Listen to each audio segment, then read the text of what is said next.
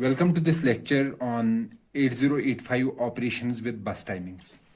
Basically, in this particular lecture, we will be discussing the operations that are involved in 8085 microprocessor.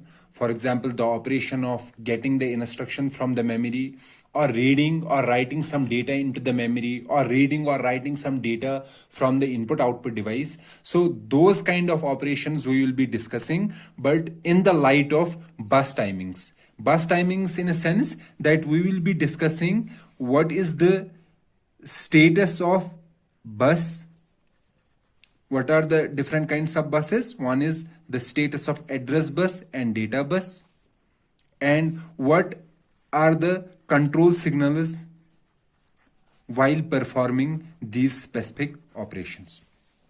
Okay, so we will be discussing these operations with an aim to understand what is the status of the bus when these operations are going on in microprocessor 8085, and how the control signals are changed from one state to another state.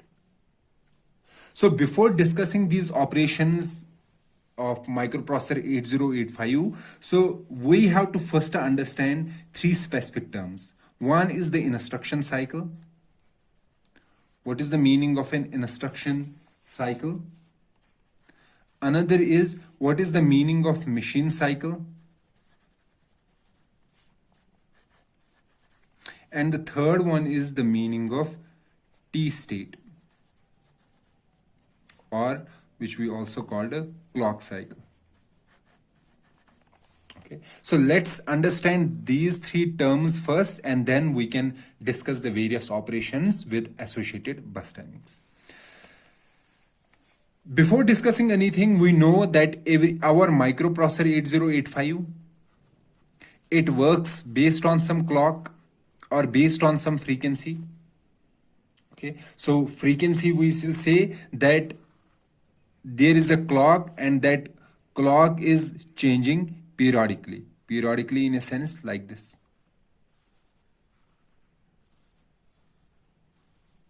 And all the operations, this is our time, and all the operations are synchronized according to this clock. So this complete one period is called a clock period, or one clock cycle, or clock cycle.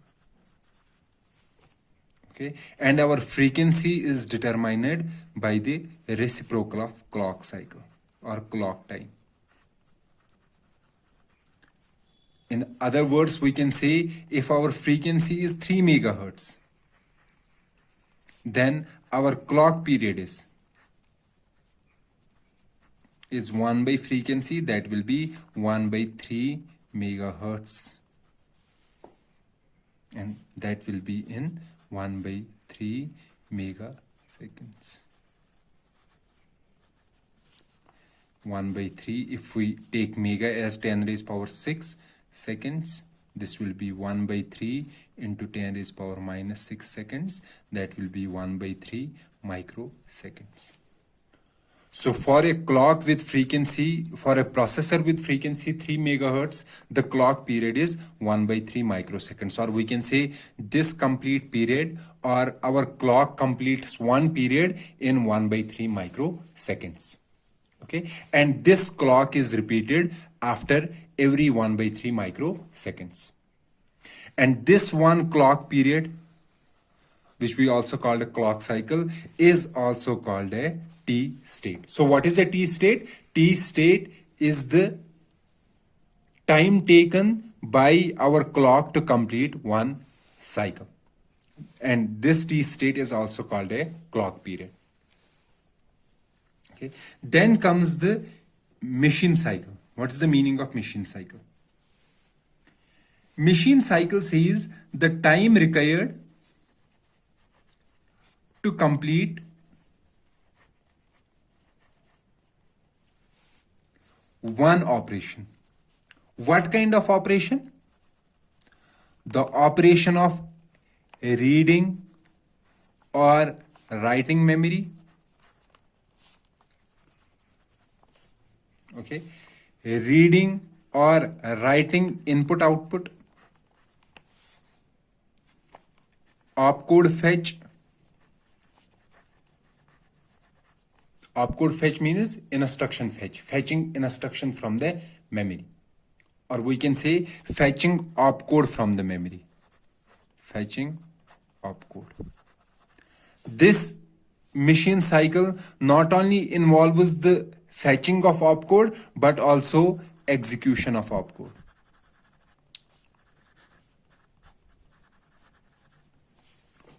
And or acknowledging an external request. So what is a machine cycle? A machine cycle involves reading or writing memory. One operation of, for example, if I am reading something from the memory, then the time required to read data from the memory makes one machine cycle. Okay, if I have to write something in the memory, that is a separate machine cycle. If I have to read something from input output, that is also a machine cycle, the time, total time taken in doing that particular operation. If I have to fetch opcode from the memory, fetch and execute opcode, that is a separate machine cycle. Or if I have to acknowledge an external request, for example, if microprocessor is getting this request, hold a request, then this microprocessor sends an acknowledgement, hold acknowledgement. And the time required to send this hold acknowledgement, that forms one machine cycle. So we can say one machine cycle is equal to X T states. Okay, or we can say one machine cycle is the number of cycles. This T state is the cycles. Number of cycles required to complete one operation of reading or writing memory, reading or writing input output, opcode fetch, or acknowledging an external request. Okay, so one machine cycle is equal to X number of T states or X number of clock cycles. This completes our machine cycle. Then what is the meaning of an instruction cycle? Instruction cycle is the number of cycles or number of T states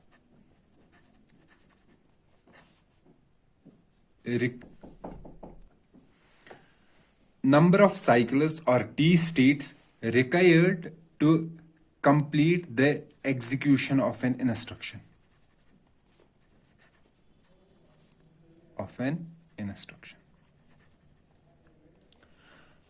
So in the execution of our instruction, we may need to access the memory. Okay, to read something from the memory or to write something into the memory. For example, this is our instruction. Let's say store. So this is one instruction. So in the store instruction, we have to first get this instruction from the memory. So we have to do the opcode fetch. Okay, that this opcode fetch will be one machine cycle. And after doing the opcode fetch, we have to store something into the memory. That means we have to do memory write. Okay, that will be another machine cycle. Okay, so this completes opcode fetch and then memory write. This completes our store instruction. So we can see here that an instruction cycle may be made of to more than one machine cycles, either one machine cycle or more than one machine cycles. Okay, so what is an instruction cycle? Instruction cycle means the number of T states or number of cycles required to complete the execution of an instruction. And one instruction cycle may be equal to multiple machine cycles. And what is a machine cycle? Machine cycle is the number of T states or number of cycles required to complete one operation of reading or writing, memory or input output, or opcode fetch or acknowledging an external request. Okay, so this was all about the instruction cycle, machine cycle, and clock cycle or T state. Okay, so whenever we are explaining any operation, any instruction execution in our microprocessor 8085, we will discuss the execution of that instruction in connection with the clock cycle. For example, we will say what is happening in clock cycle 1, what is happening in clock cycle 2, and what is happening in other clock cycles. For example, what is the status of clock cycle in, what is the status of address bus or data bus in clock cycle 3rd while executing store instruction? Okay, and what are the control signals in that particular cycle for executing this instruction? So everything, status of address bus, data bus, and control signals, we will be discussing in comparison or in relation to the clock cycles. Okay, and that will be our discussion in today's topic. So in today's topic, what we will be doing, we will take machine cycles, or we can say the machine cycle operations. What are the machine cycle operations? Opcode fetch, memory read, memory write, input output read, input output write, and acknowledgement. These are the machine cycles. We will explain each machine cycle, how many clock cycles this opcode fetch takes, how many this particular machine cycle takes, how many cycles it takes, how many clock cycles, okay, it takes. Likewise, memory write, input output write, input output read, input output write, and acknowledgement.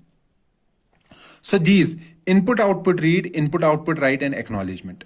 So we won't be discussing these particular machine cycles in this particular lecture, because we will be having a separate lecture in which we will be discussing input output interfacing, and there we will discuss the machine cycles, these three specific machine cycles, basically these two machine cycles, input output read and input output write. And acknowledgement machine cycle will be discussed in some other lecture, where we will be discussing these kind of signals, hold acknowledgement, or some other acknowledgement requests, for example interrupt acknowledgement.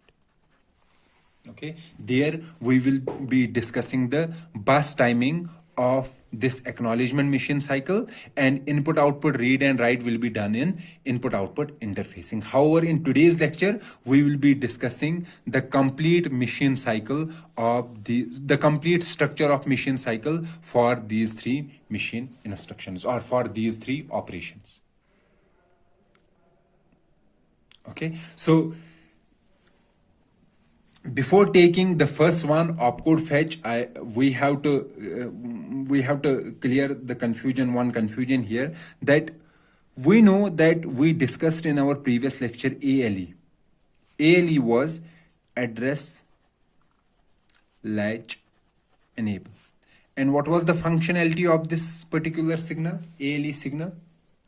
The functionality of this signal was that it was differentiating the lower order 8 bits of address bus. We know that this address bus, lower order 8 bits, may contain address or data. And this was differentiated using the ALE signal. When ALE signal is equal to 1, or we can say when this signal is high, then the lower order 8 bits carry the address. And when this signal is low, is 0, then these lower order 8 bits will carry the data. And I have said in that particular lecture that I will be discussing why there is a name address latch enable. So basically what is happening when our microprocessor is generating these 8 bits. Which 8 bits? These lower order 8-bit addresses. So it is generating the address. So basically it is generating 16-bit address.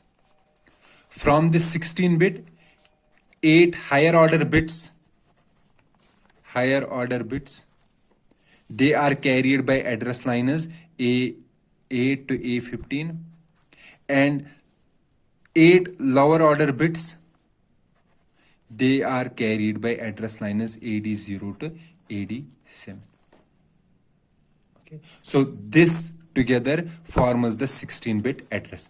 We know this address goes to memory.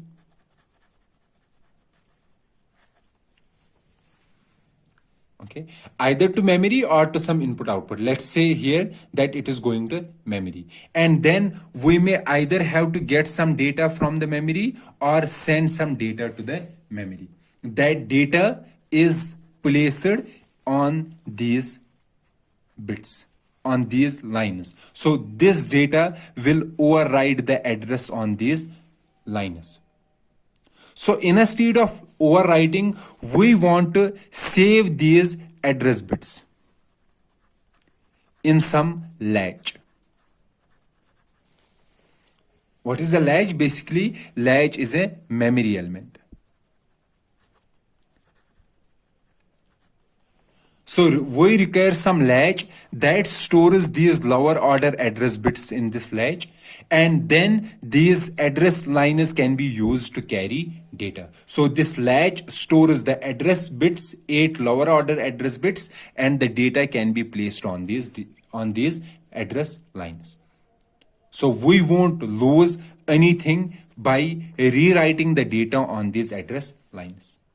And so what we are doing, if these are our 8 lower order bits, lower order address lines, these 8, these are AD0 to AD7. What we are doing, we are taking 8 connections from here.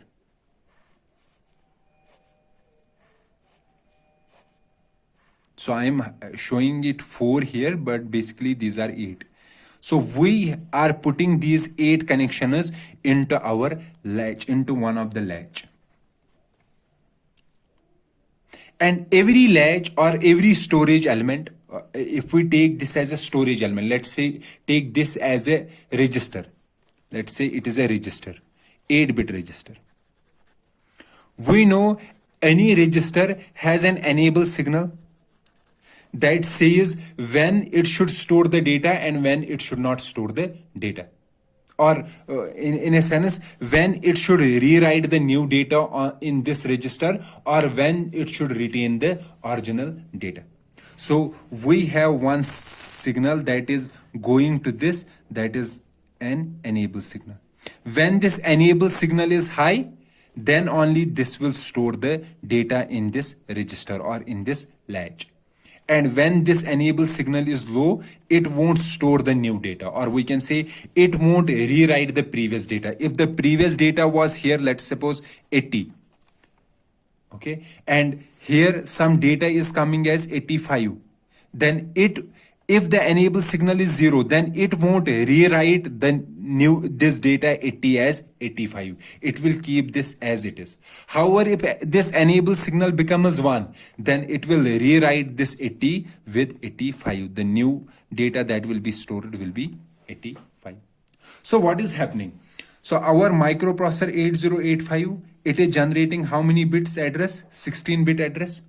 So from this 16, 8 bits go here, and 8 bits are sent from A15 line to A8 line. Okay, these 8 bits are taken from here. Okay, and at the same time, this microprocessor sends ALE signal. ALE signal means these address lines carry address.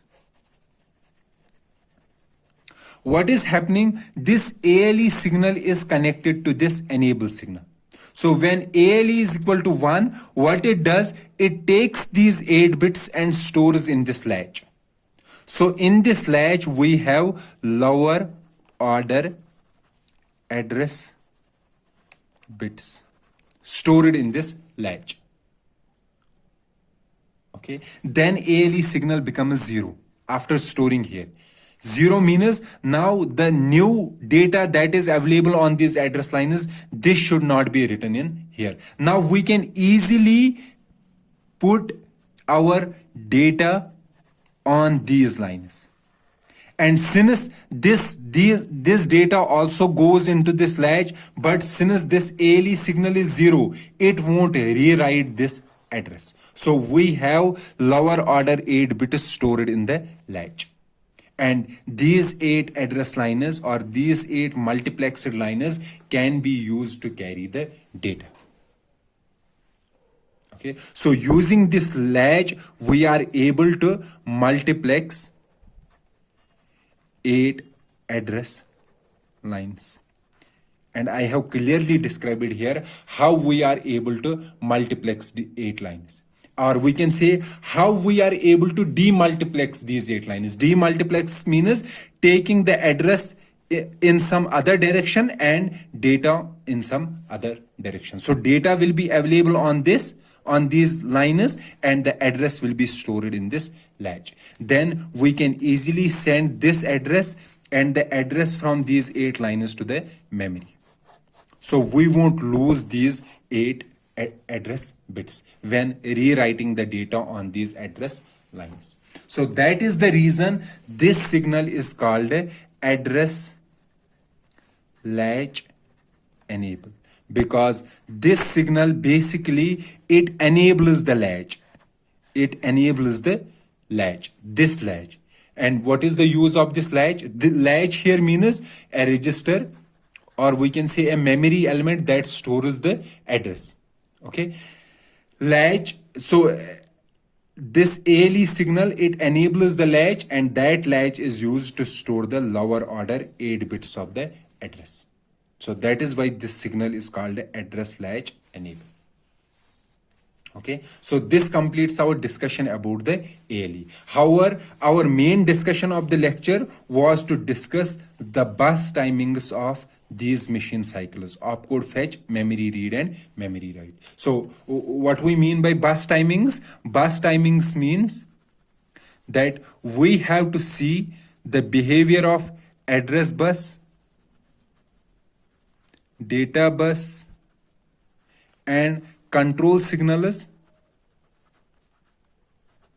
What is the status of these different components in relation with clock cycle, or we can say T states, for different machine cycles. So let's take each machine cycle one after the other and we will understand these bus timings. Okay, let's take the first one, and the first one is opcode fetch. So let's describe the opcode fetch machine cycle and the associated bus diagram, or we can say the bus timings. How is the communication happening on the bus? Okay, and since I said that everything will be described in relation to machine cycle, in relation to the clock cycles, so let's make the clock cycles first.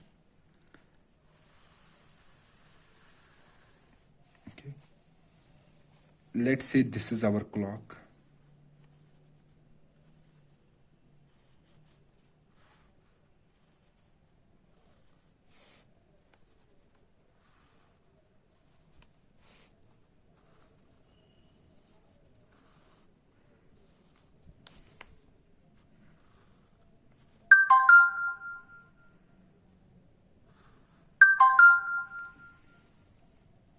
So this is our clock. Okay, this is our clock cycle 1, or we can say this is our T state 1. This is our clock cycle 2. This is our T state 2. This is our clock cycle 3, or we can say T state 3. And this is our clock cycle 4. That is T state 4. And that will go on T4, T5, T6, but let's limit to T4 only. We will see our operations accordingly. This is our clock. Fine. And we have to discuss opcode fetch. So what is happening in the opcode fetch? If you remember, what is happening in opcode fetch? So in opcode fetch, we are sending address to memory. Okay. And from that address, we are reading the memory and get opcode from memory. Address is of how many bits? 16 bits. And opcode is of 8 bits.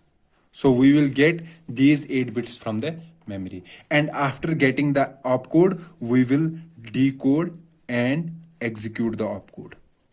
Opcode means the instruction, particular instruction, decode and execute.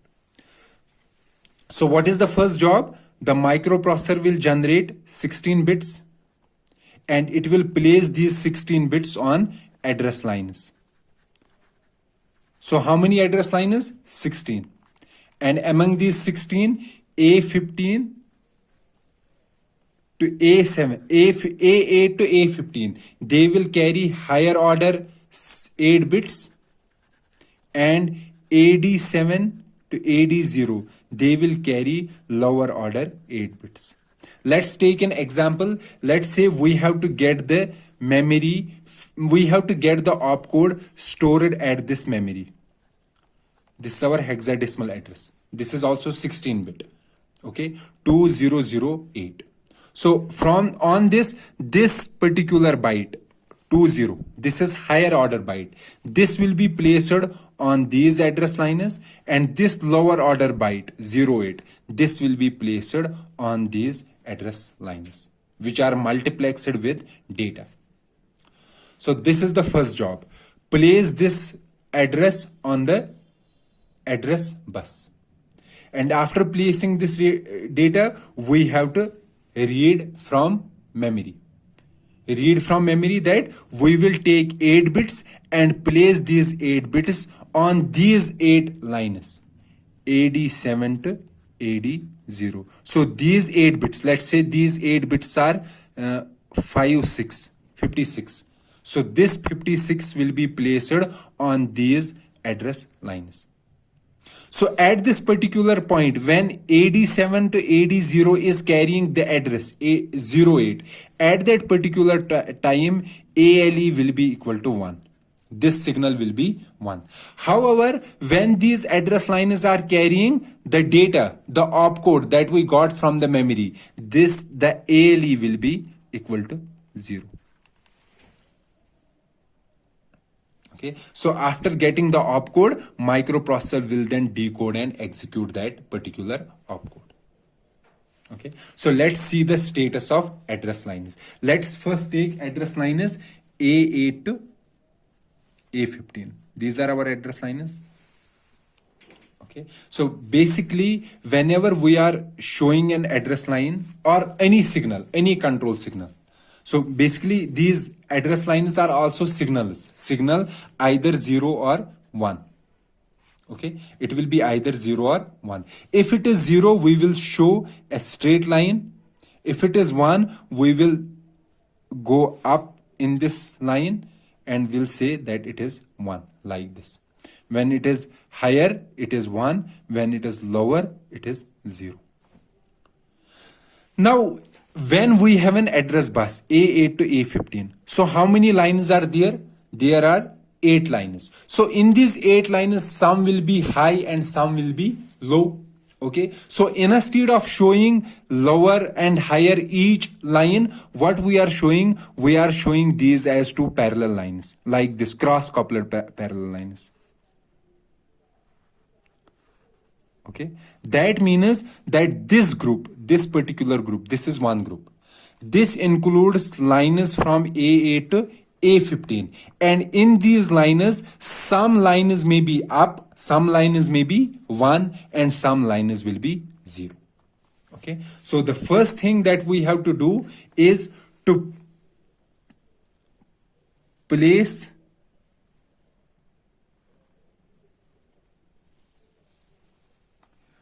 the higher order bit. And what is the higher order byte? 20 on 20H. H I am leaving hexadecimal. 20H on the address bus in the first cycle, first T state.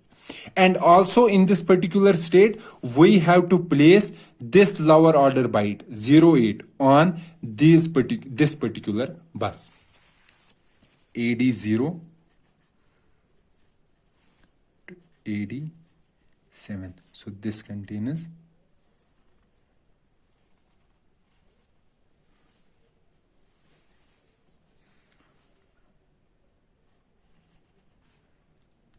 lower order. So what is lower order here? 08. So here it is carrying 08H.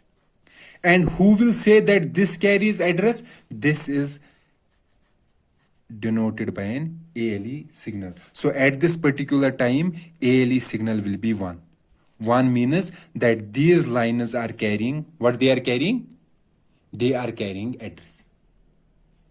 Okay, fine up to this point. So in the T1 cycle, our A8 to A15 is carrying 20H and AD0 to AD7 is carrying 08H in the first cycle. Okay. Then after completing this first cycle, after completing this particular first cycle, this address will go to the memory, will reach to the memory. So this address reached to the memory. Okay. And this ALE signal will go 1. 1 means that this particular address has reached to the memory. Now these bits or these lines will carry the data. Okay. So it will be 1. 1 means now whatever is available on these bits on these lines, that will be data. Sorry, 0 means whatever is there on these lines, that will be data. Also, there is another signal that is going on, that is input output memory signal. Okay, what will be this particular signal? Will this be 0 or 1? This particular signal, IO memory. This particular signal, if it is 1, what is that meaning? This means that we are doing input output operation. Okay. However, if it is 0, that means we are doing memory operation. So what kind of operation we are doing here? We are doing a memory operation. We are reading opcode from memory. So this signal will be 0. So this will be 0, showing that we are doing a memory operation. Also, there is another signal called, for example, read signal. There will be another signal called write signal. Okay. Initially, we are not doing any read from the memory. So initially, this will be 1. So this read signal means if it is 1, that means we are not reading anything from the memory. If this signal is 0, that means we want to read something from memory, because it is active low. It is low on 0. Likewise, if it is 1, that means we are not writing anything from the memory. And if it is 0, that means we want to write something in the memory. So this signal will be 1.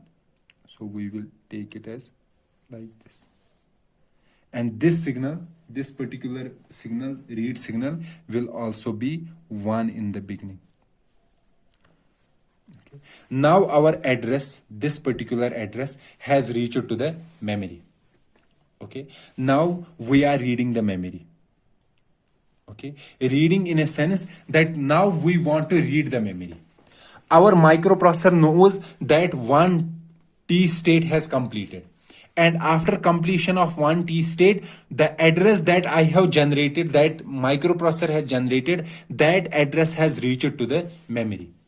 Now I will send a read signal to the memory that I want to read the data from this address that you have received.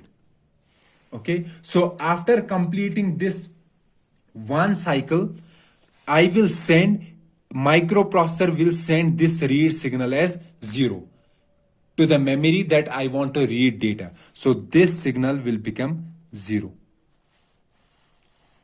And this signal will always remain 1. because we don't want to write anything.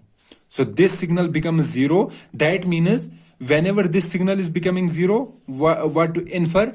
The memory will get this signal, and that means the address that our memory has received, it has to get the data byte from this address, okay, and place that data byte onto these 8 bits. So what is that particular data byte? That particular data byte is 56. So it will place 56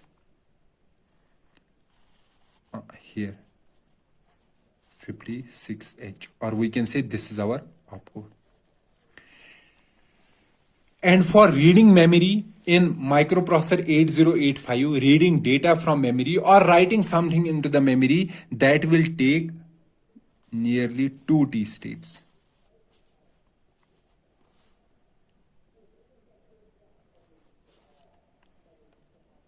Okay. So after completing the read, so let's say here read completes, then it will become again 1, this signal. That means I have completed the read. Now this signal will become 1. Okay, so that means this 56, we read this value from the memory, and at this particular point, this value has reached to microprocessor. And what will be there on this bus? This will be in tri-state mode, or we can say this will be in high impedance mode. What is the meaning of high impedance mode? High impedance here means that the data that is there on this bus, it does not make any sense, or we can say these address lines are not functional at this particular point of time. And up to this point, this address is here, and then after that we don't care what is available on this address bus. And in this particular phase, in this T4 state, our microprocessor will decode and execute this opcode. Okay, and this ALE signal will be 0, and this input output memory signal, this IOM, it will be also like 0, and this will be always high, and the read signal will be like this. So whenever read signal is going from low to high, our data bus goes into the high impedance state. When I am showing this dash, it means high impedance state. And here it is unspecified. Unspecified means it does not, we don't care whatever is available on the address bus at this particular point, because in this particular state our microprocessor is not using the address bus, because it got the data using these address and data bus. Now it will execute. Okay, so how many T cycles or T states have been required in opcode fetch? So we require 4 T states in opcode fetch machine cycle. So let me redraw this diagram. So this is our complete bus timing diagram, or we can say the timing for transferring an opcode from the memory. And you can see that in this bus timing diagram, we have our clock, then we have higher order address bits, lower order address bits, or lower order address lines, ALE signal, input output memory signal, read signal, write signal, and these 2 status signals. So whenever we are making a diagram, bus diagram for any machine cycle, we have to show the status of all these signals in the particular diagram.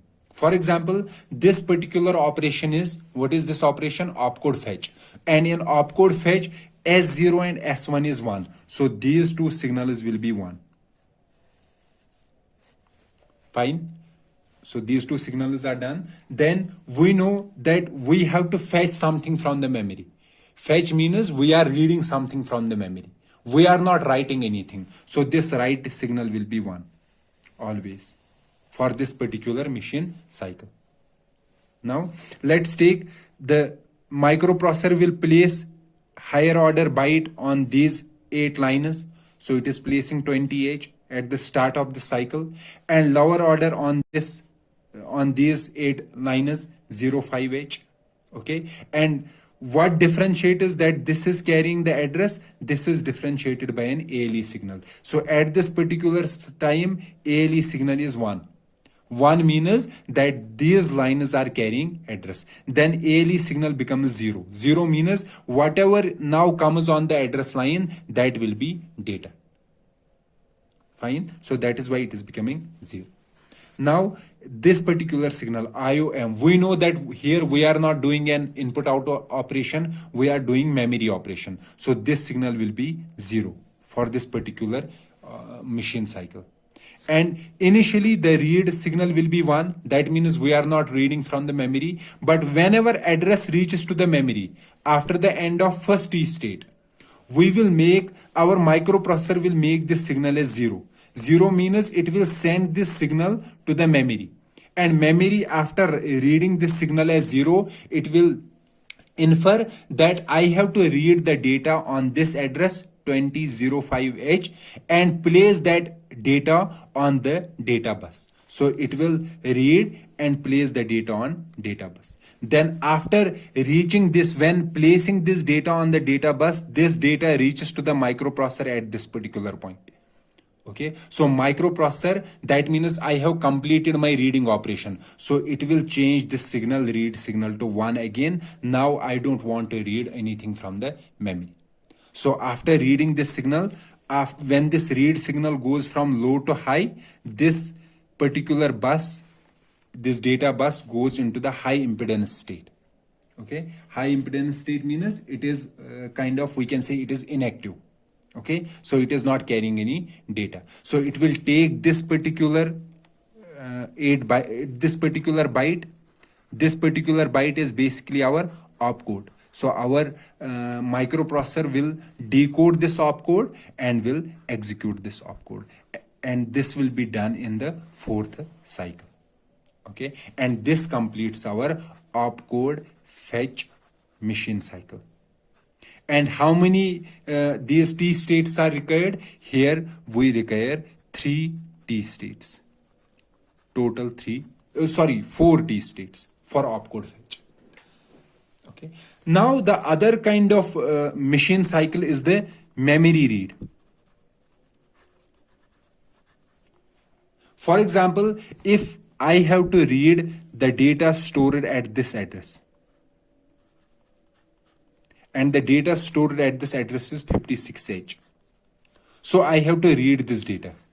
Previously it was reading opcode. Basically reading opcode also means reading data, memory read. Okay, but this differentiates from this memory read in a sense that after reading the opcode we have to execute it. But after reading something from the memory, which is data, not opcode, we don't need to execute it. So this particular part, this execution part is not in the memory read operation. Okay. So how many cycles will be taken by memory read? So memory read will take 3 T states, because the last 4th T state that was used in opcode to decode and execute the opcode, that won't be involved in general reading data from the memory. So it requires how many states? 3 T states. Likewise, another machine cycle is memory write. That will also require 3 T states. Also, the difference will be that in memory read, in this memory read and this memory write, the status signal is S0, S1 and read write signal is, they will be different. S0, S1, read and write. So your job is to design a bus timing diagram for memory read and memory write, like we did in the opcode. Okay, so opcode fetch takes how many T states? 4 T states. Memory read requires 3 T states or 3 cycles, and memory write requires 3 cycles. Okay, so this was all about the bus timings of various machine instructions, or sorry, various machine cycles or machine operations. Now, if our instruction, for example, sum of our instruction is there. Now, for that particular instruction, we have to find the cycles taken. How many cycles are taken for executing an instruction? Or we can say, if we have an instruction cycle, and what should be it equal to? How many number of cycles? Or how many number of T states? How will we determine that? So first of all, what we will do, we will determine one instruction cycle is equivalent to how many machine cycles. Let's say our instruction cycle is equal to one opcode machine cycle plus one memory read machine cycle. Okay, then the total number of cycles will be required. One opcode machine requires 4 and one machine write requires 3. So total will be 7. 7 T states or 7 cycles. So for every instruction, we will determine the number of machine cycles required and what kind of machine cycles are required, and then accordingly we will calculate the number of T states. Let's take an example here. One or two examples. Let's say we have an instruction. So what kind of instructions are there in 8085? There are 1 byte instructions, 2 byte instructions, and 3 byte instructions. Okay, let's take an example of 1 byte instruction. So any example of 1 byte instruction? For example, this add B. So this says add the contents of register B to the accumulator. This is a 1 byte instruction. Okay, and this 1 byte instruction, let's say it is hexadecimal representation is 86H. Now we have to execute this instruction, or we can say we have to find the number of cycles in this instruction cycle. Instruction cycle means the amount of number of cycles required to complete this particular instruction. Let's elaborate. So for executing this instruction, we have to get this instruction from memory and decode, execute. We know that this particular instruction can be get from the memory, and then after getting this particular byte from the memory, we can decode and execute. And this was what was happening in our opcode fetch machine cycle. The same thing. We were getting 1 byte from the memory and we were decoding that byte and executing that byte. So for 1 byte instruction cycle is equal to 1 machine cycle. What kind of machine cycle? That is 1 opcode fetch machine cycle. And 1 opcode fetch machine cycle is 4 T states, or we can say 4 cycles. So 4 cycles are required to execute this particular instruction. So instruction cycle will be equal to 4. Now let's take the example of 2 byte instruction.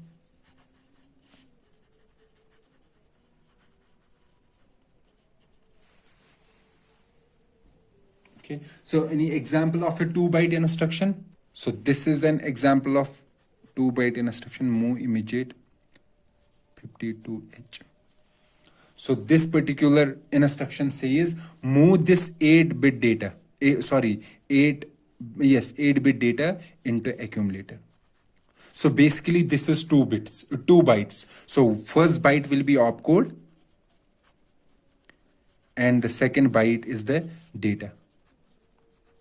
And in memory, this 2 byte instruction will be stored like this. For example, if the first byte is stored at address 2000, so here we will be having first byte. Let's say the representation of this opcode is 32H. So this will contain 32H. Then the second byte 2001, this will contain 52H. So executing this instruction involves getting this first, this. So what is this? Getting opcode.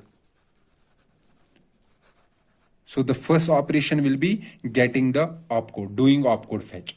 So what our instruction cycle includes? The first job will be opcode fetch. So after fetching the opcode, that means it is getting this move immediate. So it will execute this opcode. But this opcode says that it needs a second byte. And that second byte is stored in the memory.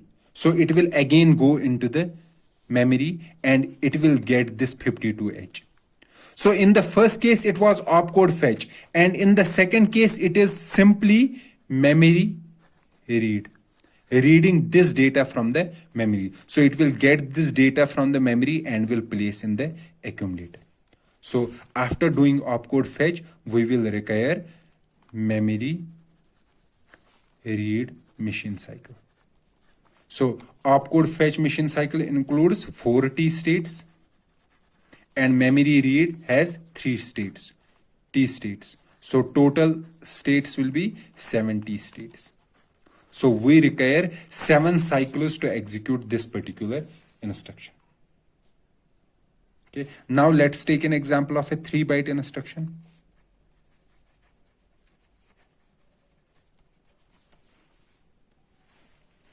LDA 2050H. So what it says go to this address 2050, okay, and get a data byte from that address and place that data byte in accumulator. So this is a 3-byte instruction. So the first byte is an opcode. Let's say this first byte, the hexadecimal representation is 35H. This is second byte 20 and this is 50. And in memory, this instruction will be stored like this.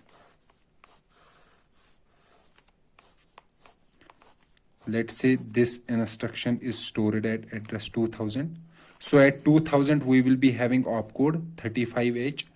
And at 2001, I have already explained in the previous lecture that we first store the least significant byte. The least significant byte is 50. So here we will have 50H, and then at 2002, we will be having 20H. So in general, what our microprocessor will be doing, it will get this opcode first, this 35H. After getting this 35H, it will decode and execute this opcode. Decode and execute. And after executing, it will find out that this is LDA. LDA means that we need an address. Address is 20 and 2050. So that address will be stored in subsequent bits. Then we have to get this byte and then this byte. So first we will get this byte 35H. Okay, 35H, that means we require opcode fetch. After opcode fetch, we have to get this data and this data. So we have to do memory read and memory read, twice memory read, reading 2 bytes. Okay, so these 3 are used to get this instruction from the memory. So we got LDA 2050H from memory to our microprocessor 8085. We have not executed it. Okay, so we only get it into the microprocessor. Now our job is go to this address 2050 and bring data from that address. So we have to read. So if this is 2050 and here we have something is stored, 30 is stored. So we have to get this 30H and place this 30H in accumulator. Okay, so after getting the instruction, we need another machine cycle, and this machine cycle is another memory read. So we require another memory read. So total, how many machine cycles are required to complete this 3 byte instruction, this particular instruction? 1, 2, 3, 4. 4 machine cycles. This requires 4 cycles, 4 T states, this 3, and this 3. So total T states in this machine cycle will be 13 T states. Okay, so your job is to design a, let me give you some homework. So let's say this is our MOVI 52H. Okay, and its encoding is, let's say for example its encoding is 35. This is 35 is opcode and data is 52H. And another instruction is store 2065H, and its encoding is 32H is the opcode followed by. So for these two instructions, this instruction has 70 states, and this particular instruction has 13 T states.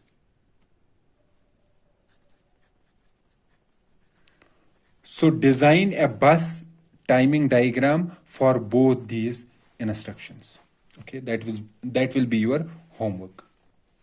Okay. You have to design the bus timing for this particular instruction and this particular instruction. So this completes our discussion on the microprocessor operations associated with associated bus timings. Okay, so we discussed the structure of the bus, or the status of the bus and status of various control signals when performing different machine operations. Okay. Now the job is to discuss about the IO operations that are involved. But as I said in the beginning of this lecture, that those particular machine operations or machine cycles will be discussed in the future lectures, where we will be discussing about the input-output interfacing. So this completes our lecture on the 8085 bus timings and associated machine cycles. Let's meet in the next lecture. Till then, goodbye.